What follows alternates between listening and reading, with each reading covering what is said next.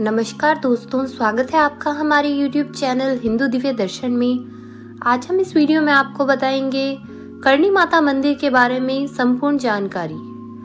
करणी माता मंदिर, चूहों वाला मंदिर। करणी माता मंदिर एक सिद्ध मंदिर है। यूं तो संपूर्ण भारत अपने विविध मंदिरों और उनकी ऐतिहासिकता के लिए सदैव ही चर्चा में रहता है। इन मंदिरों के रहस्य की भी विविध गाथाएं प्रसिद्ध है। देश विदेश के वैज्ञानिक आदि इन मंदिरों के रहस्यमय चमत्कारों से अवगत होने की जद्दोजहद में लगे रहते हैं। दुनिया भर के लोगों का जमावड़ा यहाँ दिन प्रतिदिन लगा ही रहता है। इसी क्रम में आज हम आपको बताएंगे राजस्थान के प्रसिद्ध करणी माता मंदिर के बारे में। इस मंदिर के रहस्यों और चमत्कारों की भी अलग ही कहानी प्रचलित है। क्या आप जानते हैं, यह मंदिर यहाँ पर मौजूद चूहों के लिए अत्यधिक प्रसिद्ध है। मान्यता है कि यहाँ पाए जाने वाले मूषक भक्तों की मनोकामनाएं पूर्ण करते हैं। क्या आप भी जानना चाहेंगे इन चूहों के पीछे के रहस्य की कहानी? तो आइए जानते हैं विस्तार से इस मंदिर से जुड़े मूषकों के रहस्य और अन्य तथ्यों के बारे में। करणी माता मंदिर की विशेषताएं। करणी माता का मंदिर राजस्थान के बीकानेर जिले से लगभग 30 किलोमीटर दूर देशनोक जिले में स्थित है। यह मंदिर करणी देवी को समर्पित है। इसे चूहों का मंदिर भी कहा जाता है। दुनिया भर के यह एकमात्र ऐसा मंदिर है जहां आपको मंदिरों के प्रांगण में बहुत अधिक तादाद में चूहे नजर आएंगे। देश विदेश से श्रद्धालुगण यहाँ माता के दर्शन करने और अपनी मनोकामनाओं की पूर्ति करने आते हैं। मंदिर में दर्शन करने वाले श्रद्धालुओं को अपने पैरों को घसीटकर चलने का परामर्श दिया जाता है ताकि कोई भी चूहा पैरों के नीचे न आए। इस मंदिर में किसी भी मूषक के पैरों के नीचे आना शुभ नहीं माना जाता। मान्यता अनुसार करणी माता को बीकानेर राजघराने की कुल देवी माना जाता है। स्थानीय लोगों का मानना है कि इन्हीं के आशीर्वाद के फलस्वरूप जोधपुर और बीकानेर राजघरानों की स्थापना हुई थी। जाने मंदिर में चूहों के पीछे की कहानी। वर्तमान समय में इस मंदिर में 25,000 से 30,000 चूहे हैं जो करणी माता की संतान माने जाते हैं। इन चूहों को काबा कहा जाता है। मंदिर में बड़ी संख्या में चूहों की मौजूदगी के पीछे एक पौराणिक कथा प्रचलित है जो इस प्रकार है। करणी माता का लक्ष्मण नामक एक पुत्र था। एक बार लक्ष्मण कोलायत तहसील में स्थित कपिल सरोवर के पानी पी रहा था, तब पैर फिसलकर डूबने की वजह से उनकी मृत्यु हो गई।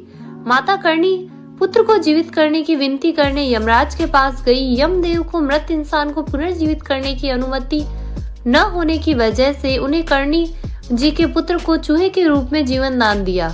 इसीलिए आज भी ये चूहे उनके पुत्र के वारिस के रूप में इस मंदिर में चहलकदमी करते हैं। मंदिर परिसर में काले और सफेद दोनों रंग के चूहे हैं। मान्यता है कि जो भी व्यक्ति सफेद मूषक के दर्शन कर लेता है उसकी सभी मनोकामनाएं अवश्य पूर्ण होती है। आरती के वक्त इन चूहों को भोग लगाया जाता है और वही प्रसाद मंदिर में आने वाले भक्तों को वितरित किया जाता है।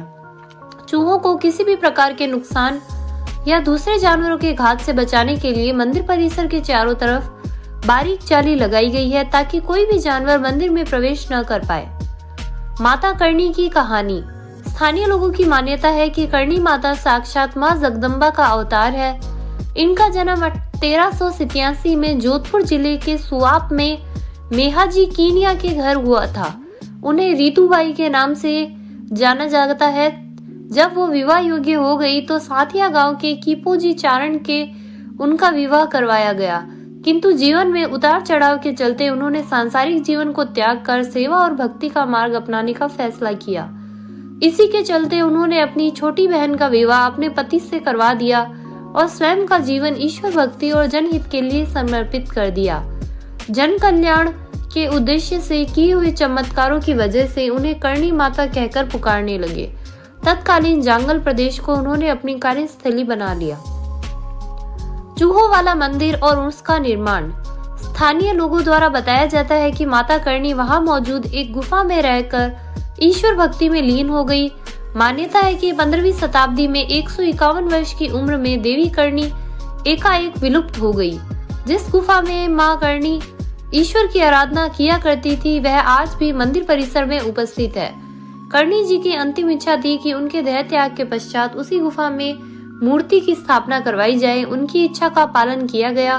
माता कर्णी मंदिर का निर्माण 20वीं शताब्दी में बीकानेर के महाराजा गंगा सिंह द्वारा करवाया गया। 1999 में हैदराबाद के कुंदन लाल वर्मा द्वारा मंदिर का विस्तार करवाया गया। मंदिर की वास्तुकला।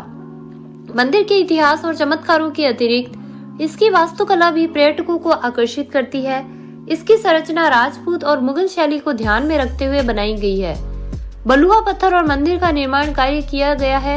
मंदिर परिसर में चारों तरफ सुंदर नक्काशी से की हुई दीवारें, गलियारे, कई द्वारों का निर्माण हुआ है। मुख्य द्वार को संगमरमर की नक्काशियों से सजाया गया है।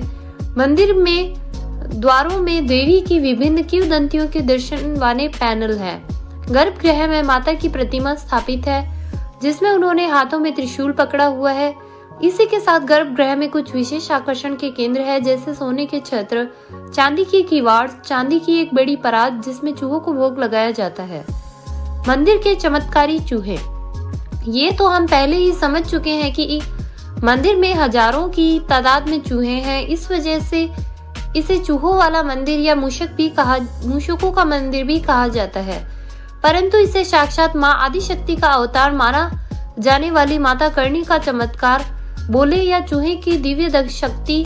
इतने चूहों के बावजूद भी मंदिर प्रांगण में बिल्कुल बदबू नहीं आती और चूहों और उनके द्वारा झूठा किया हुआ भोजन आम जनता के लिए खतरनाक माना जाता है। परंतु यहाँ पर भक्त जनों को जो प्रसाद दिया जाता है वह पहले इन चूहों को भोग लगाया जाता है। फिर भी यहाँ से प्रसाद ग्रहण करने वाले भक्त को कभी भी प्लेग या चूहों द्वारा अन्य बीमारियों का सामना नहीं करना पड़ा है।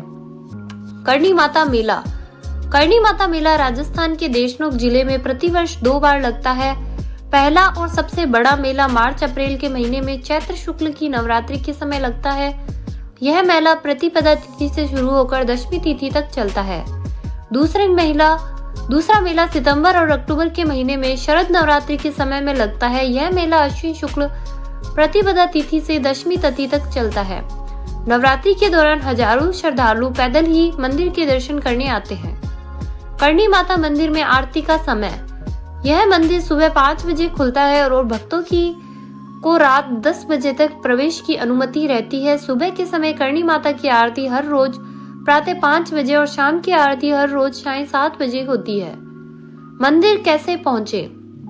कर्णी माता मंदिर पहुँचने के लिए आप अपनी आवश्यकता अनुसार फ्लाइट, ट्रेन और बस का चुनाव कर सकते हैं। अगर आप हवाई मार्ग द्वारा इस मंदिर तक पहुंचना चाहते हैं तो आपको नजदीकी रेलवे स्टेशन जोधपुर पहुंचना होगा। यह मंदिर से लगभग 220 किलोमीटर की दूरी पर स्थित है। जोधपुर हवाई अड्डों की गिनती देश के बड़े हवाई अड्डों में होती है और देश के किसी भी कोने से आप यहां पहुंच सकते हैं। हवाई अड्डों से मंदिर पहुंचने के लिए आप बस, टैक्सी या फिर कैब का इस्तेमाल कर सकते हैं। रेल मार्ग द्वारा मंदिर पहुंचने के लिए आप बीकानेर रेलवे स्टेशन पहुंच सकते हैं। यह देश के बड़े बड़े शहरों को कनेक्ट करता है। मंदिर का नजदीकी रेलवे स्टेशन देशनोक में है, जो मंदिर से कुछ ही कदम की दूरी पर स्थित है। सड़क मार्ग से कर्णी माता मंदिर पहुंचने के लिए आप बीकानेर तक लग्जरी क्लास बस में आ सकते हैं। फिर यहां से लोकल बस, टैक्सी या कैब के द्वारा मंदिर पहुंचा जा सकता है। कर्णी माता मंदिर की यात्रा कब करनी चाहिए? वैसे तो साल भर में किसी भी दिन यह मंदिर जाया जा सकता है और वह शुभ ही होता है। परंतु अगर आप मार्च, अप्रैल या सितंबर, अक्टूबर के महीने में यहाँ आते हैं तो आपको अलग ही रौनक और चहल पहल दिखाई देगी। इस समय पर यहाँ विशेष मेलों का आयोजन होता है और भक्त भी हजारों की संख्या में यहाँ पैदल ही माता की उपस्थिति में हाजिर होते हैं। कर्णी माता मंदिर का स्थानीय भोजन और समीप के पर्यटन स्थल।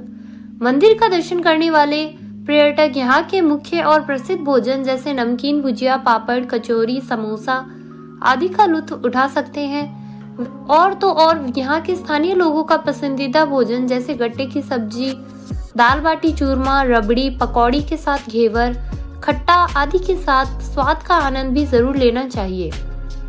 अगर आप कर्णी माता मंदिर के दर्शन का प्लान बना रहे हैं तो आप अपनी लिस्ट में आसपास के पर्यटन स्थल को भी जोड़ सकते हैं। मंदिर के कुछ ही किलोमीटर की दूरी पर मुख्य पर्यटन स्थल इस प्रकार है: रामपुरिया हवेली, देवकुंड सागर, लालगढ़ पैलेस, गजनेर पैलेस, जूनागढ़ का किला आदि। शक्ति के सभी उपासकों को एक बार इस मंदिर में जाकर चमत्कारों और प्रकृति के अनुपम दृश्यों का आनंद जरूर उठाना चाहिए। जय करणी माता। तो दोस्तों, आप करणी माता के मंदिर में कब दर्शन करने जा रहे हैं, हमें कमेंट करके जरूर बताइएगा। तो दोस्तों, आपको हमारा ये वीडियो कैसा लगा हमें कमेंट करके जरूर बताइएगा और हमारा ये चैनल सब्सक्राइब करना ना भूलिएगा। तो दोस्तों, मिलते हैं ऐसे ही किसी और अन्य वीडियो के साथ। धन्यवाद।